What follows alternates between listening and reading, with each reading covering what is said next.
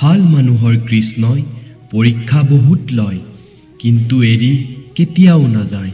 আৰু কৃষ্ণই বেয়া মানুহবোৰক বহুত কিবা কিবি দিয়ে, কিন্তু জীৱনত আগবাঢ়ি যাবলৈ সহযোগিতা কেতিয়াও নকৰে। আমাৰ জীৱনত দুজন মানুহ থকাটো অতি গুৰুত্বপূৰ্ণ। এজন হৈছে কৃষ্ণ, যি যুঁজ নকৰে তথাপিও বিজয় নিশ্চিত কৰি দিয়ে, আৰু দ্বিতীয়জন হৈছে কৰ্ণ, যিয়ে পৰাজয়ৰ সন্মুখত থাকিও কেতিয়াও এৰি নাযায়। ভগৱান শ্ৰীকৃষ্ণই কৈছে, আপুনি যি বিচাৰে আপুনি সেয়া কৰে, কিন্তু আপোনাৰ লগত হয় সেইটো যিটো মই বিচাৰোঁ। আপুনি কৰক সেইটো যিটো মই বিচাৰোঁ, পিছত হ'ব সেইটো যিটো আপুনি বিচাৰে। ভগৱান শ্ৰীকৃষ্ণই বহু দুখত কৈছে, মই সকলোৰে কথা শুনিছোঁ। যেতিয়া এজন ব্যক্তিয়ে ভুল কাম কৰে, তেওঁ বাৱে সৌৱে চাৰিওফালে চায়, কিন্তু মাত্ৰ ওপৰলৈ চাবলৈ পাহৰি যায়। ভগৱান শ্ৰীকৃষ্ণই কয়, জন্মগ্ৰহণ কৰাজনৰ বাবে মৃত্যুও সিমানেই নিশ্চিত যিমান মৃতকৰ বাবে পুনৰ্জন্ম হোৱাৰ।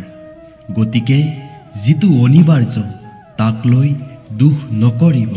যদি আপুনি নিজৰ ওপৰত বিশ্বাস কৰে, আপুনি এক শক্তি হৈ পৰে, আৰু যদি আপুনি ইয়াক আনৰ ওপৰত ৰাখে, ই এক আপোনাৰ দুৰ্বলতা হৈ পৰে।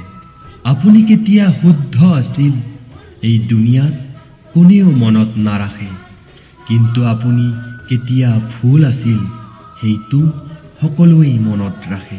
মানুহ যিমানেই বগা নহওক কিয়, তেওঁৰ ছাটো সদায় ক'লা হয়। মই সৰ্বশ্ৰেষ্ঠ, এইটো হৈছে আপোনাৰ আত্মবিশ্বাস, কিন্তু কেৱল ময়েই সৰ্বশ্ৰেষ্ঠ, এইটো হৈছে আপোনাৰ অহংকাৰ।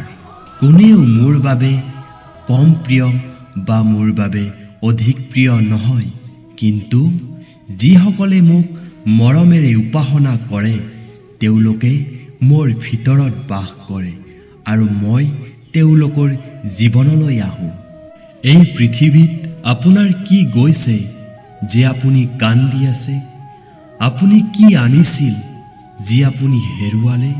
আপুনি কি সৃষ্টি কৰিছিল যি ধ্বংস হৈ গ'ল? না আপুনি কিবা লৈ আহিছিল, না আপুনি কিবা সৃষ্টি কৰিছে। যি লৈছে ইয়াৰ পৰাই লৈছে, যি দিছে ইয়াতেই দিছে।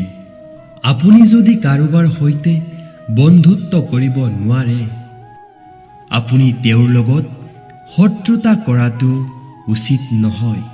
ভগৱান শ্ৰীকৃষ্ণই কয়, আপোনাৰ লগত যি হৈছিল সেয়া ভালৰ বাবেই হৈছিল, আৰু বৰ্তমানত যি হৈ আছে সেয়াও ভালৰ বাবেই হৈ আছে।